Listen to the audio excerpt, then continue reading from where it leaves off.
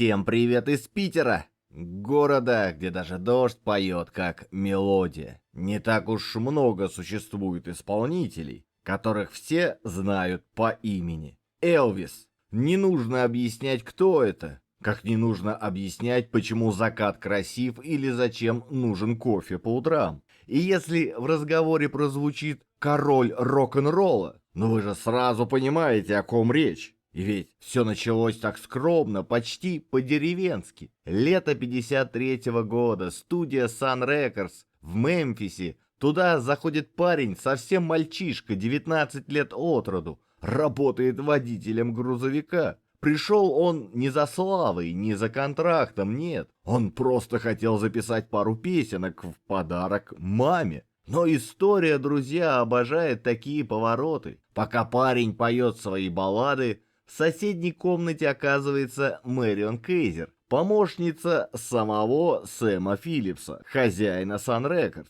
Она слышит, и глаза ее расширяются. Бежит к боссу и говорит: «Сэм, ты же все искал белого парня с голосом черного. Так вот, он сам пришел».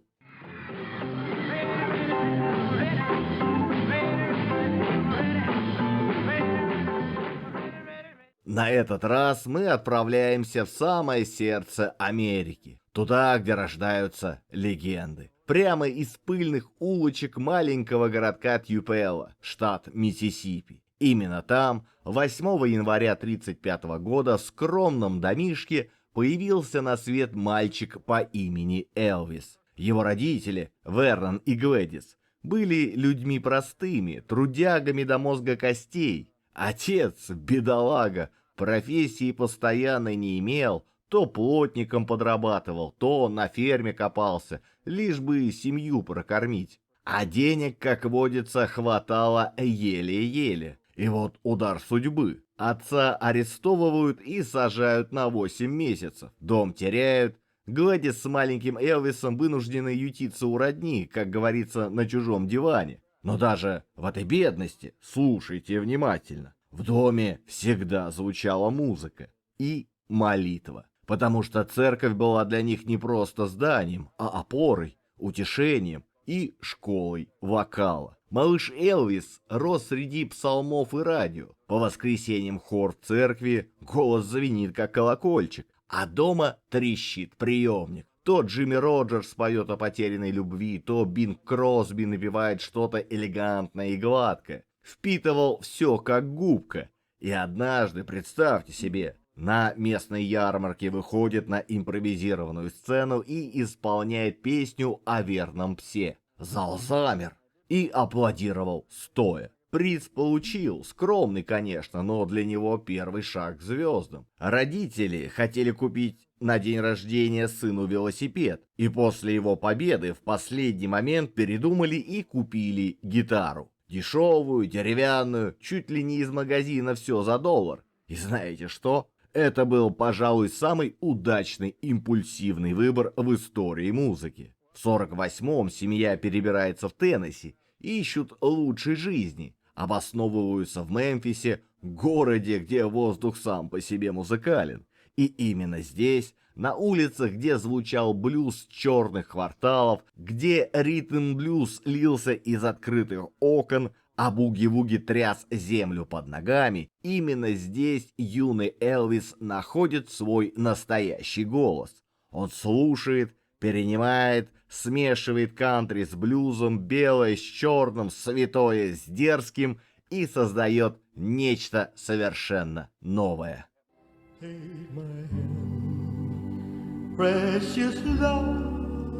А началось все летним днем в 1953 году. В Мемфисе по улице Юнион-Авеню в дом 706 находилась Sun Studios. Принадлежала она звукотехнику Сэму Филлипсу. Туда зашел молодой парень.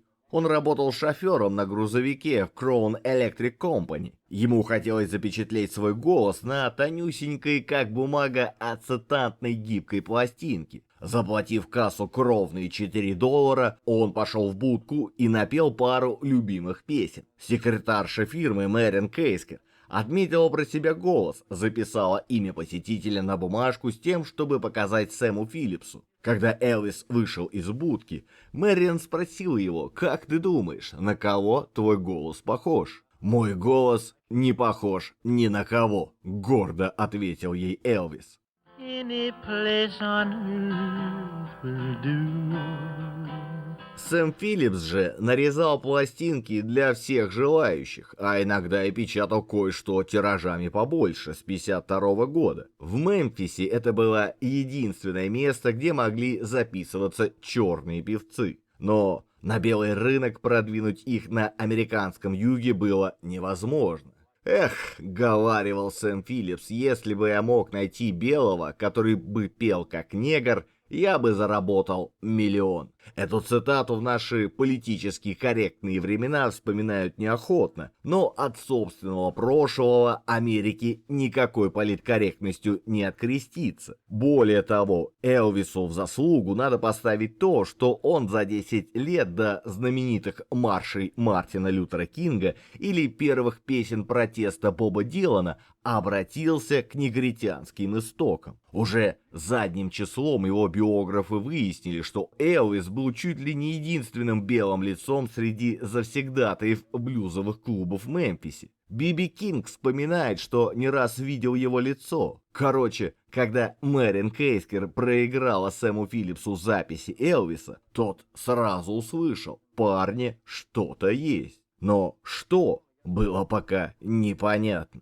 С одной стороны, какие-то негритянские интонации, с другой — сладкоголосые певцы вроде Марио Ланса. Сэм Филлипс пытался, делал пробные записи в разных направлениях. Модные песни, баллады Дина Мартина, негритянские спиричуалсы. Не получалось ничего. Сэм привлек тогда на помощь гитариста Скотти Мура. Тот пришел со своим басистом Биллом Блэком.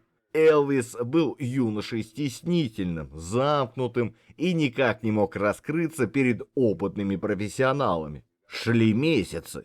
Наконец, в июле следующего 54-го года, это было 5 числа в понедельник, случилось то, чего давно ждали. Элвис, Скотти и Билл в крохотной студии, Сэм Филлипс в аппаратной сидит и крутит ручки. Жара, записывают песню за песней. Ничего интересного не получается. Затем Элвис вдруг вспоминает песню негритянского певца Артура Кредоба. Она называется «That's Alright, Mama», и начинает наяривать ее на дешевенькой гитаре в необычно ускоренной манере. «Нашел!» — подобно Архимеду воскликнул Филлипс, и энергичная песенка с рефреном «Мама, не волнуйся, у твоего сыночка все в порядке» была зафиксирована. Предчувствия не обманули. Когда запись прокрутили на местном радио, посыпались письма и звонки с требованием «еще». Тут же был нарезан и сингл, который взлетел на вершину хит-парада. Правда, пока не национального, а местного. Этой же песней Элвис открыл и свой первый концерт.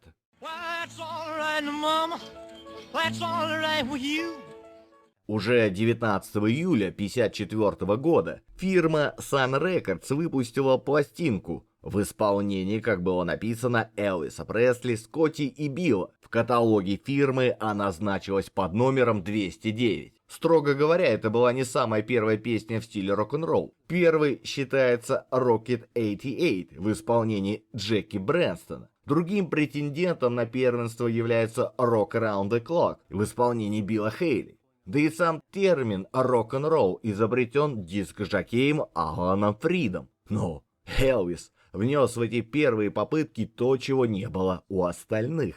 Тонкий изгиб рта, плавное движение бедер, локон страсти на лбу.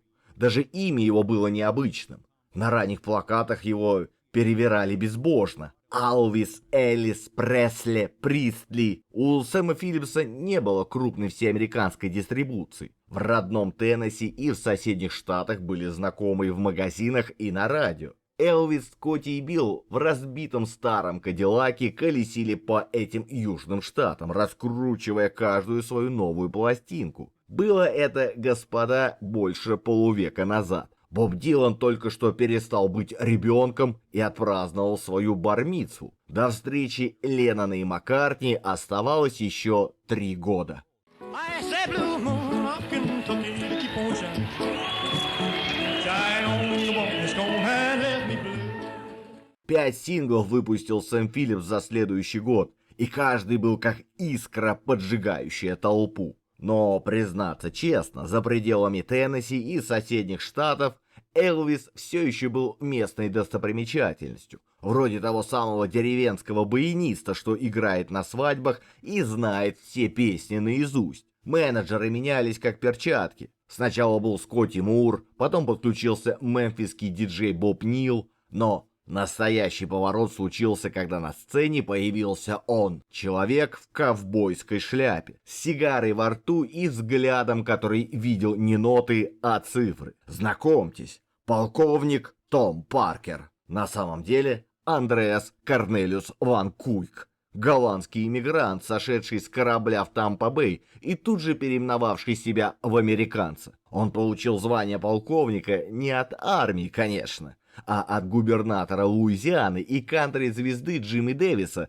за помощь в избирательной кампании. Звучит почти как сказка, правда? Только вот эта сказка с горчинкой. Паркер мгновенно понял. Элвис — это не просто певец, это золотая жила. И в 1955 году он делает ход, который войдет в историю как одна из самых спорных сделок в музыке.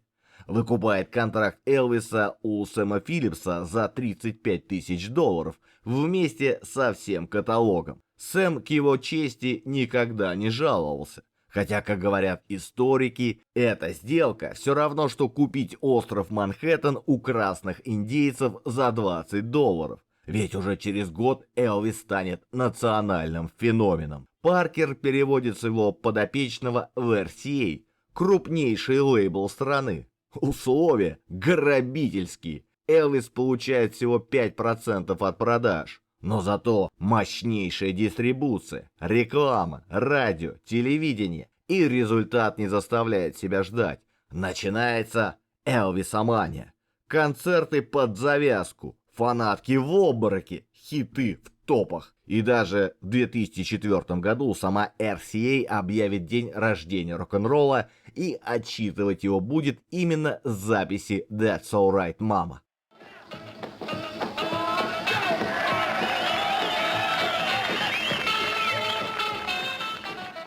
А теперь, друзья, приготовьтесь, мы погружаемся в самое сердце первой настоящей легенды Элвиса – Heartbreak Hotel.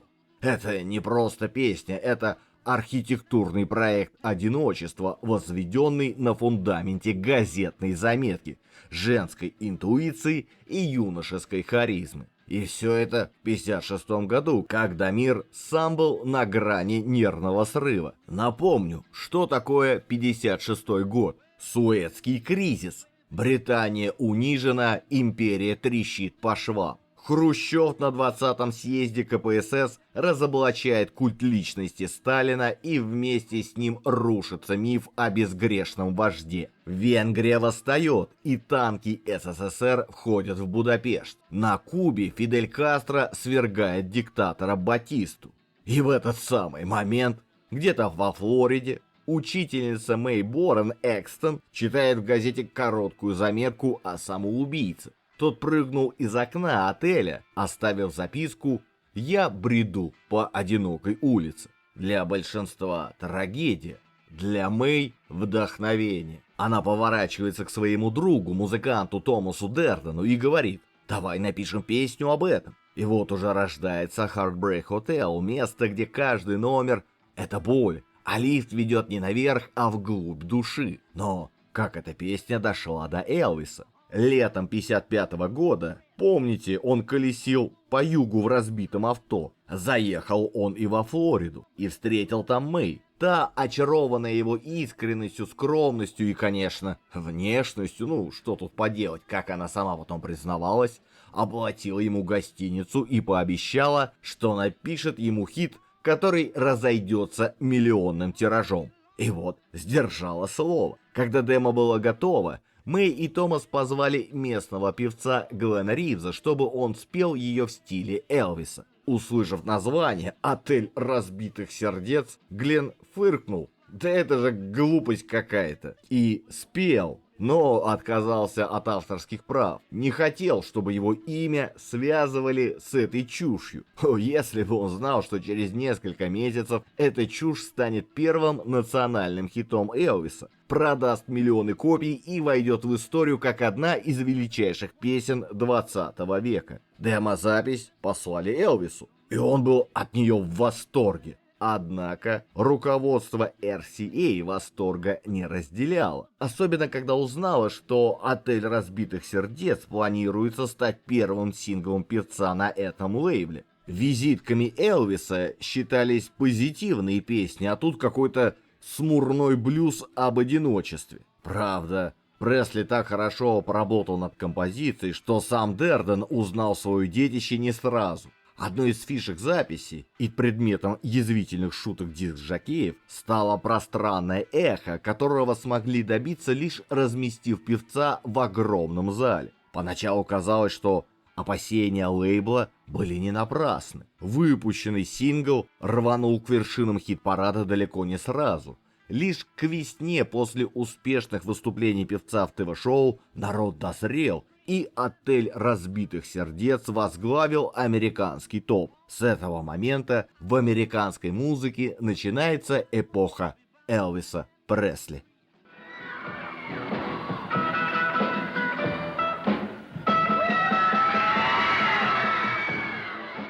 Ну что, друзья мои, если вам по душе то, что здесь звучит и мелькает, сделайте мне одолжение. Щелкните тот самый колокольчик и не поскупитесь на палец вверх. А если уши после просмотра требуют продолжения банкета, все мелодии, что прозвучали, собраны для вас в одном месте, в моей группе ВКонтакте. Заходите как к себе домой. Хочется напрямую в эфир что-то сказать, историей поделиться или видеороликом интересным? Добро пожаловать в мой телеграм-канал, там всегда на связи. И признаюсь по секрету, весь этот праздник жизни я делаю своими руками после трудового дня на одном лишь энтузиазме. Так что если считаете, что труд этот не напрасен и достоин грошика футляр скрипки, поддержать старину можно через Бусти, через ВК Донатс или просто кинув уголька в топку на карту. Все координаты, как водится, оставил на клочке бумаги под этим видео.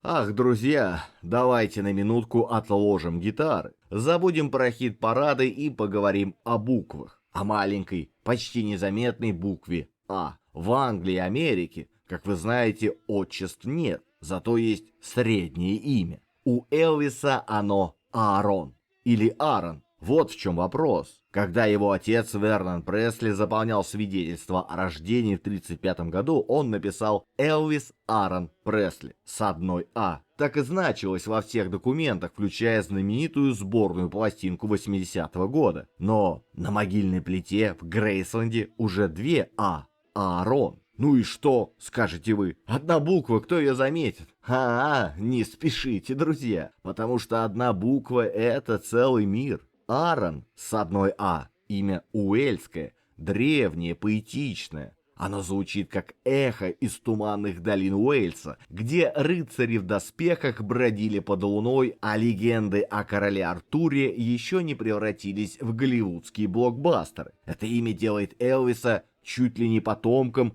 кельтских бардов, мечтателем, странником, певцом судьбы. А вот Аарон с двумя «А» — это уже совсем другая история. Это имя библейское. Первосвященник Аарон, брат Моисея, горы Сион, пустыня, завет. Это имя ведет нас не в валлийские леса, а к древним камням Иерусалима, к мистике, к загадкам Ветхого Завета. И, конечно же, теоретики заговора моментально подхватили нить. Если на могиле написано «Аарон», а в жизни он был Аарон, значит, под плитой лежит не тот человек. Это двойник. Элвис жив. Он просто ушел в подполье, сменил имя, стал юристом и теперь пьет кофе в Буэнос-Айресе под именем Элвис Ааронович Пресли. Ну что ж, пусть себе мечтают. Мы же вернемся к реальности, хотя и она порой не менее удивительна, чем легенды. Потому что в апреле первого года эпохи рок-н-ролла, то есть 13 апреля 1956 года, Элвис чуть не стал жертвой этой самой реальности. Он летел на легком одномоторном самолете из Мемфиса в Нэшвилл. Все шло спокойно, пока единственный мотор вдруг заглох. Представьте, ночь, тьма, машина без управления. Падение кажется неизбежным, но пилот настоящий мастер сумел выкрутиться, дотянуть до взлетной полосы, посадить аппарат на последнем дыхании.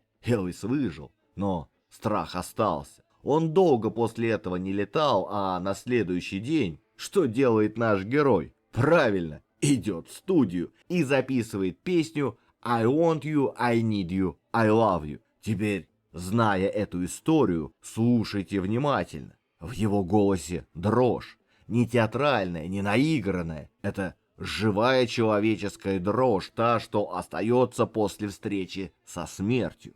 Но Элвис актер от Бога. Он переводит страх в страсть, трепет перед бездной в трепет любви. И миллионы слушателей принимают это за романтическое волнение. А ведь на самом деле это голос человека, который только что вернулся с того света. I want you, I need you, I love you more and more. А теперь, друзья, давайте поговорим о псе. Не о каком-нибудь дворняжке с улицы Билл-стрит, нет, о гончем псе, который стал не просто песней, а коронацией короля. И да, вы правы, Элвис Пресли не написал ни одной композиции. Он сам говорил: «Я не пишу для себя песен, я выбираю свои песни». И в этом вся его гениальность, потому что он брал чужие строки и делал их своими так, что авторы потом узнавали свою работу с трудом. Иногда продюсеры даже вписывали его имя в соавторы из коммерческих соображений. Но Элвис стыдился этого. Он знал, его дар не в нотах на бумаге, а в том, как он заставляет эти ноты жить. И вот Hound Dog. Сегодня мы слышим ее и сразу представляем Элвиса. Бедра в движении, голос в огне, взгляд, от которого тает лед благопристойности. Но изначально эта песня ничего общего с рок-н-роллом не имела. Ее написали два белых парня из еврейских семей: Джерри Лейбор и Майк Столлер. Юные, дерзкие, одержимые черной музыкой, блюзом, госпелом, ритм-блюзом. Они понимали, эту песню может исполнить только женщина. Итак, в 1952 году они отнесли ее Вилли Мэй Тортон по прозвищу Большая Мама. Женщине с голосом как гром и характером как ураган. Она рычала текст, полный презрения к никчемному любовнику. «Ты не что иное, как гончий пес». И каждое слово было ударом по лицу.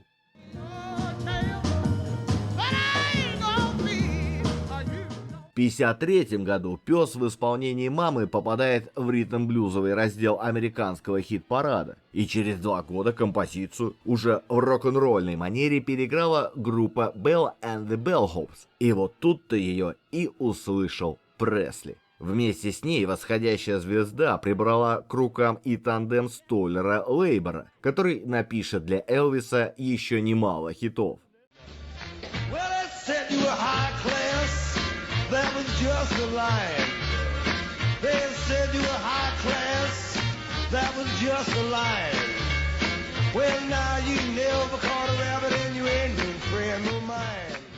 Но прежде чем попасть на пластинку, Hound Dog взорвал телевидение. 5 июня 1956 года шоу Милтона Берла. Элвис выходит на сцену и начинает вилять бедрами так, что половина Америки прикрывает глаза, а другая не может отвести взгляд. Микрофонная стойка становится продолжением его тела. Скандал! Моралисты в ужасе, он развращает молодежь. Поэтому, когда через месяц, 1 июля, Элвис приходит в шоу Стива Аллена, его обрежают в смокинг, а камеру тщательно держат выше пояса. И чтобы обезвредить песню, продюсеры устраивают абсурдный номер. Элвис должен петь «Собаки» настоящей породы бизон в цилиндре. Пес, разумеется, в ужасе отворачивается. Элвис ласкает, целует, уговаривает и поет с таким выражением, будто это самая грустная баллада на свете. И знаете что? Это сработало. Старшее поколение, которое еще неделю назад считало его дьявольским танцором, вдруг видит. А ведь парень-то милый, вежливый, в смокинге. Именно этот дуализм, дикий на сцене, скромный вне ее, сделал Элвиса любимцем всей Америки. Он был и бунтарем, и сыном маминой мечты. И в этом его гений. А на следующий день он заходит в студию RCA и записывает Hound Dog. Делает 31 дубль, 31. И только 18-й кажется ему достойным. Потому что для Элвиса не существовало почти хорошо. Либо огонь, либо ничего.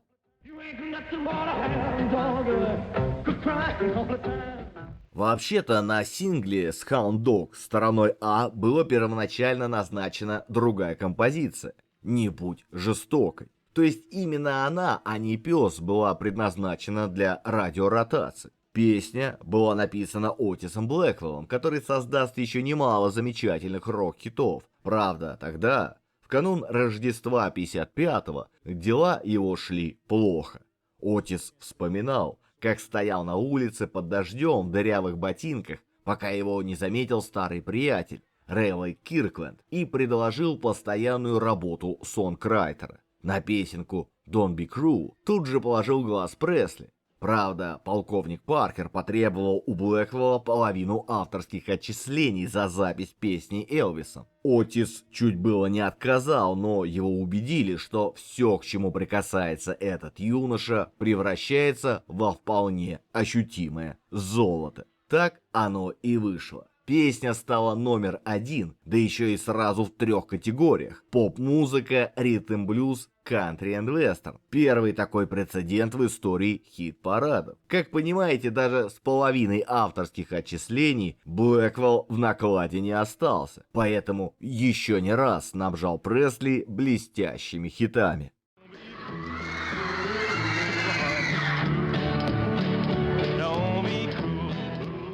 Был август 56-го, Элвису 21 год, и он уже не просто знаменит, он явление. Каждое его движение тазобедренным суставом обсуждают в газетах как дипломатический инцидент. Каждая пластинка взлетает в чарты будто по волшебству. И ясно всем, Голливуд зовет. Но хороший менеджер, как говорил сам полковник Паркер, не оптимист, он стратег.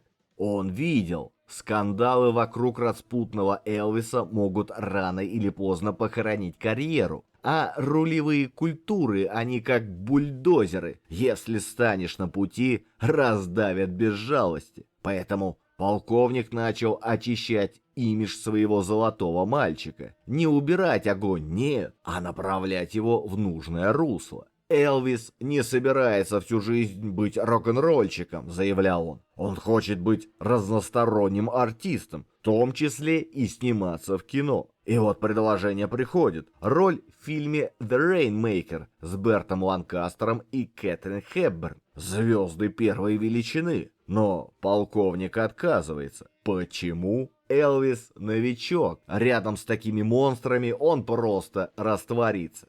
Нет.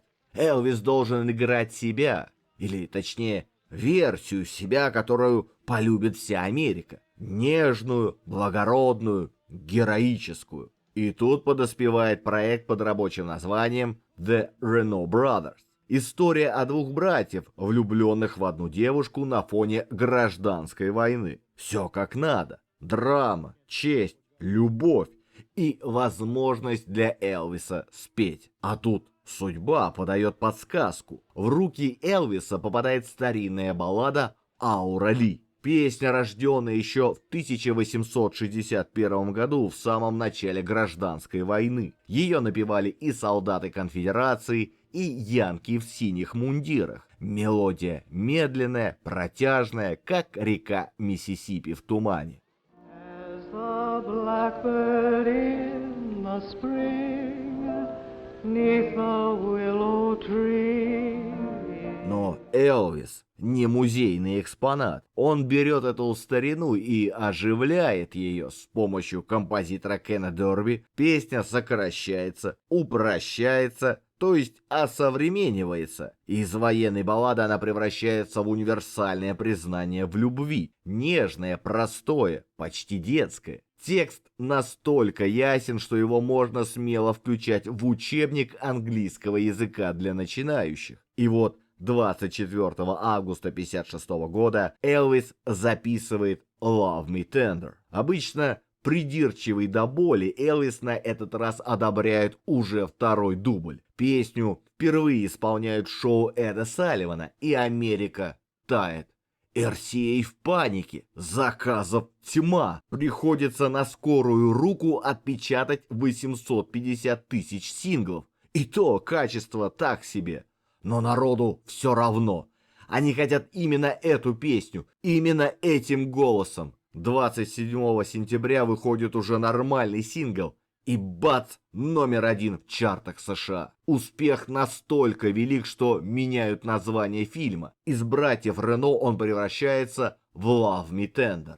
А заодно переделывают финал. Потому что на тестовых просмотрах зрители рыдали, когда герой Элвиса погибал. Нельзя так расстраивать нацию, решают продюсеры, и дают герою жить. Фильм выходит в 57-м и окупается за 4 дня. Мечта сбылась. Элвис – кинозвезда. Критики, конечно, ругают бессюжетно, шаблонно, песни вставлены насильно. Но народу все равно. Они идут не за сюжетом, они идут за Элвисом. За его улыбкой, за его голосом, за тем чувством, что он их парень, который стал королем, но не забыл, откуда пришел. Love me tender, love me true. Как бы ни хвалили «Гончего пса», лично я считаю лучшим рок-н-роллом Элвиса Пресли «Тюремный рок» из одноименного фильма 1957 года. Не потому, что громче или быстрее, а потому, что в нем вся суть эпохи. Бунт, ритм, театральность и эта невероятная, почти цирковая энергия, будто сама тюрьма запела. И написали ее, как ни странно, все те же Лейбор и Столлер, те самые, что подарили «Гончего пса». Только теперь они уже не студенты-бунтари, а признанные мастера. Их пригласили в Голливуд, поселили в роскошном номере отеля, поставили рояль, заказали шампанское. И что сделали эти гении? Правильно, гуляли, пили, слонялись по джаз-клубам, флиртовали, забыв про дедлайн. Пока продюсер фильма, терпение которого лопнуло, как струна на гитаре, не запер их в номере, без женщин, без выпивки, без побега. И знаете что? За 5 часов, как после удара током, они сочинили 4 песни. Среди них и Jailhouse Rock. И с первых 2 аккордов вы уже узнаете, это не просто песня, это приговор. Приговор скучной музыке, приговор скуки, приговор всем, кто говорит «рок-н-ролл — это временно». А фильм? Фильм чистая американская сказка. Парень попадает в тюрьму. За драку, конечно, за что же еще? Там встречает мудрого зэка, который учит его играть на гитаре. Затем тюремный концерт, который транслируют по телевидению. И вдруг, бум, заключенный становится звездой. Звучит наивно. Возможно, но ведь и сама Америка тогда верила. Достаточно одного таланта, и ты свободен, даже если ты за решеткой.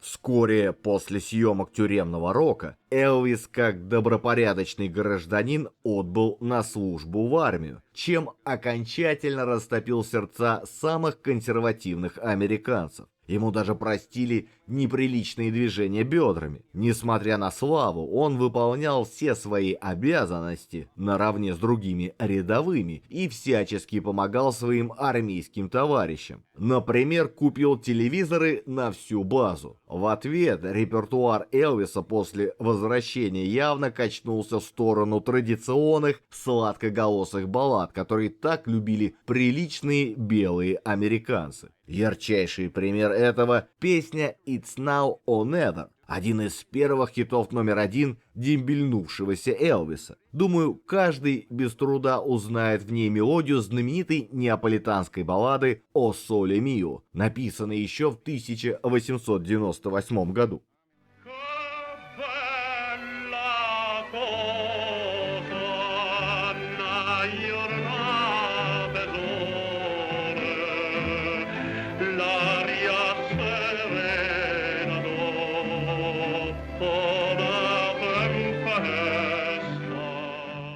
Английский текст на эту мелодию положили еще до Элвиса. Первым это сделал Тони Мартин в 49-м, назвав свою версию «There is no tomorrow». Вспоминают, что именно ее Пресли частенько пел на домашних концертах во время службы в ФРГ. Однако по возвращении заказал поэтам Шрёдеру и Голду написать другой текст, возможно, чтобы не платить лишнее за копирайт. И в 60-м году песня вышла под названием «Сейчас или никогда». Ну а пелась там, как обычно, о любви.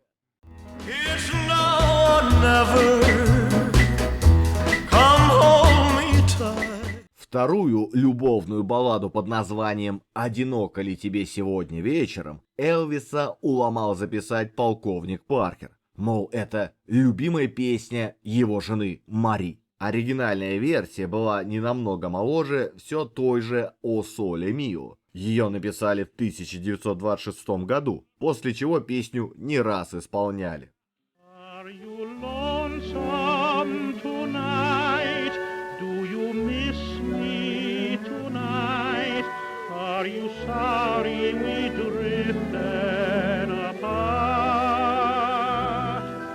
Does your memory stray to the bright summer day when I kissed you and called you sweetheart?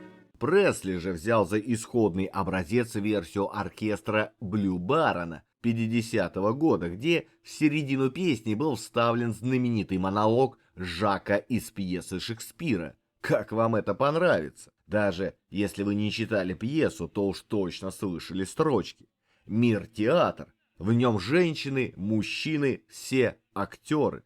Говорят, что Элвис песню не особо любил, поэтому на концертах часто прикалывался, перевирая строчки. Например, вместо «Смотришь ли ты на порог дома и высматриваешь меня там» пел «Смотришь ли ты на мою лысину, желая найти там волосы». Are you lonesome tonight? Do you... Ах, друзья, давайте на минутку отложим миф о суровом солдате и заглянем за кулисы в Бад Наухайм. Уютный немецкий городок, где наш король рок-н-ролла служил. В гостиничном номере и собственном доме на Гетештрассе. Да, армейская форма была, но армейской суровости не очень. Элвис ездил во Францию, катался по Италии, покупал мерседесы, устраивал вечеринки, где музыка играла до утра, а гости пили шампанское из башмаков. Именно на одной из таких вечеринок в 1959 году он встречает 14-летнюю Присциллу Булье, дочь американского офицера, живущую в Германии. Она тихая, скромная, с большими глазами и французской фамилией. Он звезда, вдвое старше, но очарован ее невинностью. Через несколько лет уже в Америке их связь возобновляется. В 1963 году Присцилла переезжает в Мемфис, и в 1967-м свадьба. И в том же году рождается Лиза Мария, единственная дочь. Но вернемся к музыке. После демобилизации полковник Паркер решает: выступления нет, концерты забудь, теперь ты кинозвезда. И начинается эпоха музыкальных фильмов. Один за другим, яркие, беззаботные, с экзотическими локациями, красивыми девушками и песнями, которые будто бы написаны не для истории, а для саундтрека. Один из самых успешных — «Солдатский блюз». Фильм про американского солдата в Германии. Саундтрек номинирован на 2 премии Грэмми, а главная песня — «Wooden Heart». И вот тут, друзья, я всегда задавался вопросом, почему вдруг немецкий язык посреди американской поп-песни? И почему эта мелодия звучит так деревенски, почти как колыбельная из Альпийской долины? Ответ в самом фильме. Элвис поет песню кукольной пастушки, милой, наивной фигурки, что явно намекает на немецких фройляйн. А теперь сюрприз. Wooden Heart — это не оригинальная композиция. Ее основа — старинная швабская народная песня. История о юноше, уходящем из родного городка, но обещающем вернуться и жениться на своей возлюбленной. В годы Первой мировой ее пели солдаты маршевым шагом, с болью и надеждой. Для немцев это было то же самое, что для нас прощание славянки.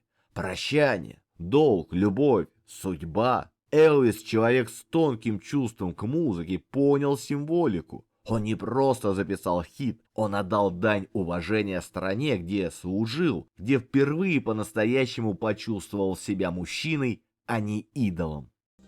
Maybe I would die 'cause I don't have a wooden heart.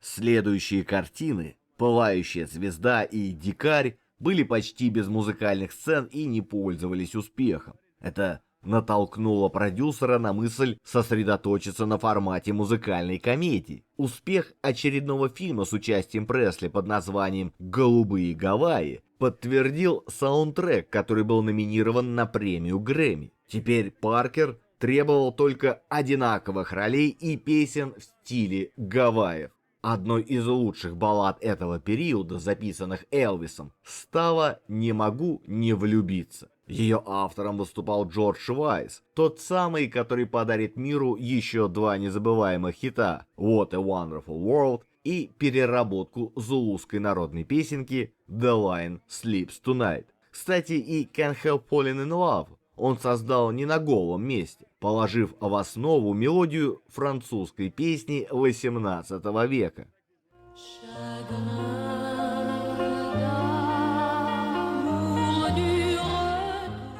И ни лейблу, ни продюсерам эта песня не понравилась. Зато понравилась Элвису. И он снова вывел песню в хиты. Правда, до вершины американского топа она чуть-чуть не дотянула, зависнув на 2-м месте. Зато стала номер 1 в Англии.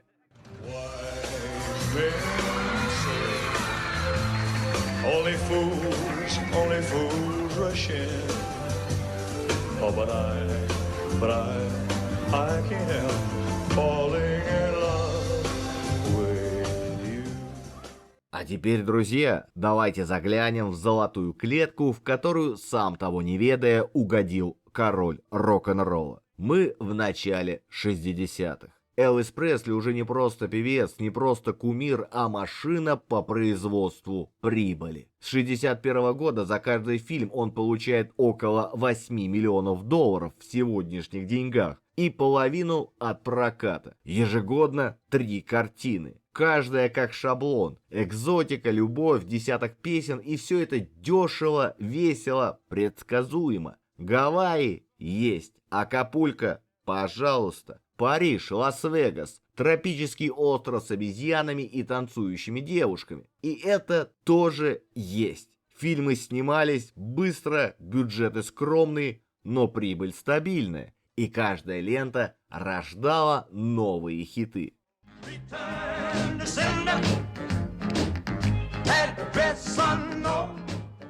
Но, как это часто бывает с конвейерами, качество стало жертвовать скорости. В 1968 году приходит «Спидвей», фильм про гонки, где Элвис играет пилота Наскар. Бюджет выше, чем обычно, эффекты громче, но кассы пустые. Америка устала от однотипных историй. Мир изменился.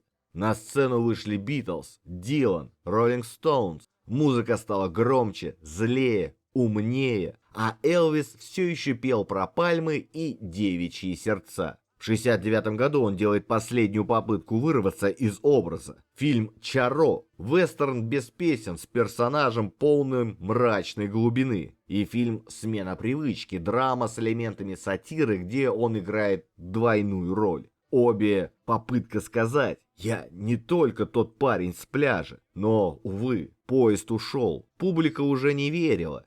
И все же не стоит забывать, 60-е годы для Элвиса были не только кино. Параллельно с саундтреками он выпускал полноценные студийные альбомы. Это была музыка настоящего артиста, а не просто фон для танцующих девушек. Именно в этих альбомах Элвис не терял себя, даже когда на экране был заперт в образе вечного романтика.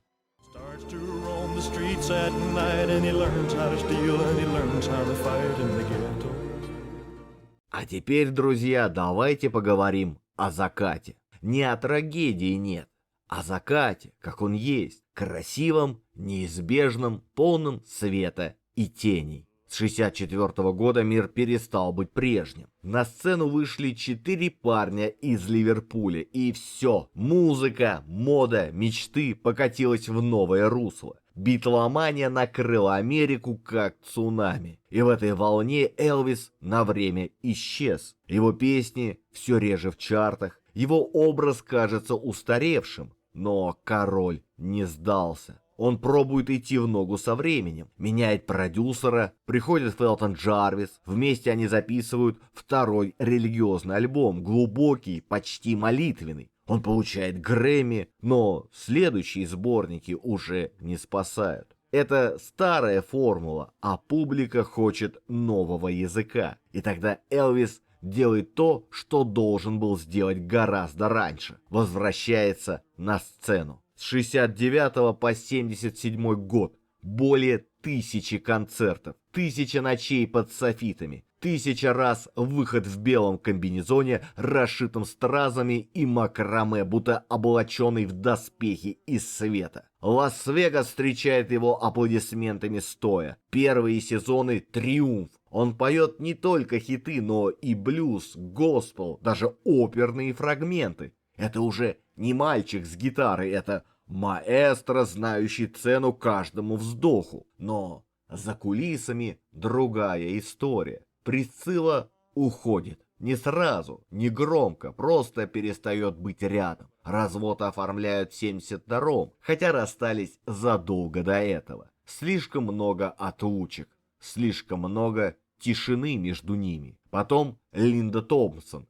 мисс Теннесси, умная, заботливая. Она пытается удержать его от пропасти, но даже любовь не всегда сильнее одиночества. И, наконец, Джинджер Олден. Последняя любовь, последний взгляд, который видел его не как идола, а как человека. А рядом всегда полковник Том Паркер. Да, исследователи говорят, именно он внушил Элвису жажду денег, сделал его замкнутым, подозрительным, властным, но также именно он никогда не предавал. В мире, где каждый хотел что-то взять, полковник был единственным, кто хоть и брал свое, но оставался. В самые тяжелые времена рядом, когда друзья исчезли, когда здоровье шалило, когда мир казался чужим, полковник был там. И да, возможно, он загнал Элвиса в золотую клетку гастролей, чтобы не терять доход, но в этой клетке Элвис находил смысл через музыку, через контакт с публикой, через ту самую живую связь, которой так не хватало в годы голливудской изоляции. Последний альбом «Moody Blue» вышел уже после его ухода. Составлен из забытых записей, как будто сама судьба собрала последние кусочки мозаики.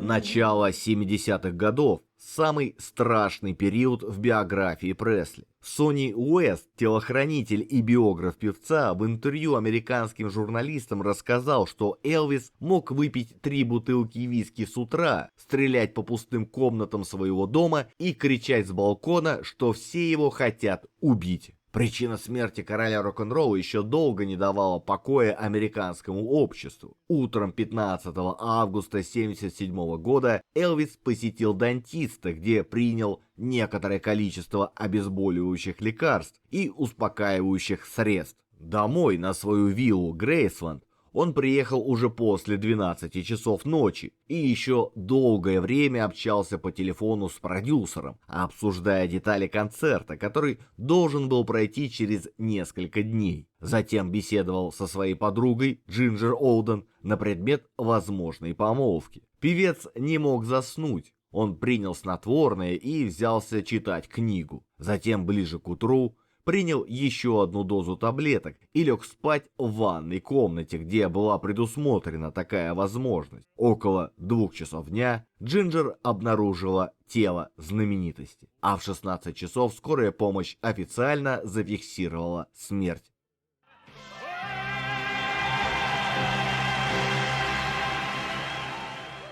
У нашего героя было в жизни 3 любимых занятия: еда, стрельба и катание на машине-мотоцикле. Мать Элвиса, Глэдис, умерла в 46 лет, как я считаю, отчасти из-за переедания. Эта же судьба и Элвиса потом постигла. Он с матерью очень дружил. Например, водить машину они научились вместе, в том же автомобиле. Элвису было тогда 9. Отец работал где-то далеко, и мать с сыном садились за баранку машины и ехали по немощенным деревенским дорогам по очереди. Километр один, километр другой. Права Элвис получил в 16 лет, сдал с первого раза, несмотря на приличную зарплату на его первой работе на пороховом заводе. Через несколько недель он уволился и перешел на другую. Зарплата там была меньше, зато за баранкой грузовика. И после успеха первой пластинки Элвис купил себе в рассрочку поддержанный Кадиллак. Вверху белый, внизу розовый. Через несколько недель в машине на ходу застопорился ручной тормоз. Тормоза раскалились, возник пожар, пламя охватило бензобак. Кадиллак взорвался. Элвис не пострадал. Взамен он купил уже полностью розовый Кадиллак в подарок маме, но за рулем всегда сидел сам. Когда у него появились деньжата, он покупал все машины, которые ему нравились. Иногда даже по 2 или 3. Дарил их друзьям, коллегам, любовницам, чаще всего американские, хотя был у него и Мерседес, и Роллс-Ройс, и Феррари. Любил он и мотоциклы, в основном Харлей. Есть даже фото. Он в седле, сзади дочь Лиза Мари. Они возвращаются домой из детского игрового парка, который Элвис нанял специально для семьи и друзей. И это за 8 дней до его смерти.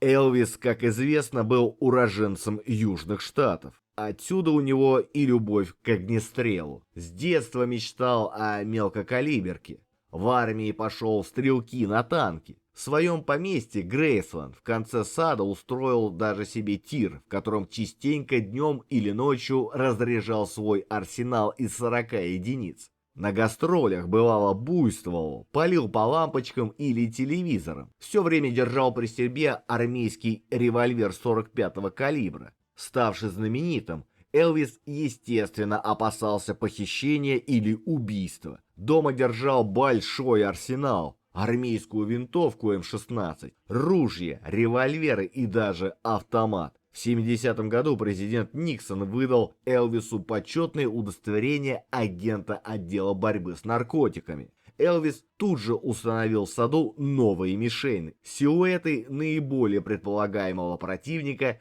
и целыми днями палил в них изо всего, что попадется.